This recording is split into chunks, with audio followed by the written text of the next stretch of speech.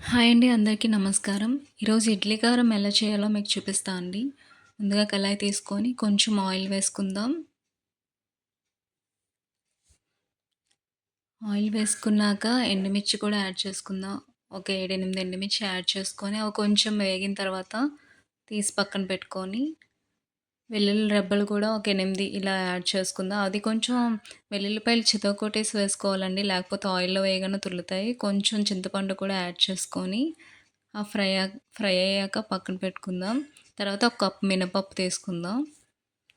అది కూడా కొంచెం ఫ్రై అవ్వాలి. గోల్డెన్ బ్రౌన్ ఈ కలర్‌లో వచ్చినంత వరకు వేపుకొని తీసి పక్కన పెట్టుకుందామండి. అలా కలుపుతూ ఉండాలి. లేకపోతే మాడిపోతాయి.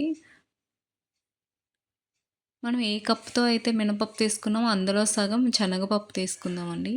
అది కూడా బాగా ఏగిన తర్వాత ఈ విధంగా కలర్ వచ్చినంత వరకు వేపుకొని పక్కన పెట్టుకుందాం. ఒక పావు వంతు శనగపప్పులో సగం నువ్వులు. నువ్వులు కూడా కొంచెం బాగా కొంచెం ఏగిన తర్వాత పక్కన పెట్టుకుందాం. తర్వాత కొంచెం ఆయిలేసుకొని కరివేపాకు, ఉప్పు, కొంచెం ఇంగువ వేసుకొని అది కూడా కొంచెం ఏగిన తర్వాత తీసేద్దామండి. ఈ పొడి ఇడ్లీలోకి, దోసల్లోకి కూడా చాలా బావుంటది. దోస వేసినప్పుడు పైన ఈ పొడి చల్లుకొని తింటే చాలా టేస్టీగా ఉంటాయండి.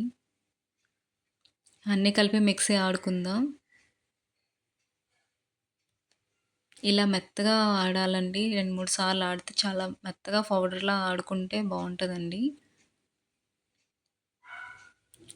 మనకి కొన్ని కొన్ని సార్లు చట్నీ చేసుకోవడానికి టైం లేనప్పుడు ఇలా పొడి చేసుకొని ఒక బాక్స్‌లో పెట్టుకుంటే మనకి కావాల్సినప్పుడు ఈ విధంగా మనం తినొచ్చండి. చాలా చాలా టేస్టీగా అయితే ఉంటది. మీరు కూడా ఒకసారి ట్రై చేయండి. Thank you for watching. Please like, share and subscribe my channel.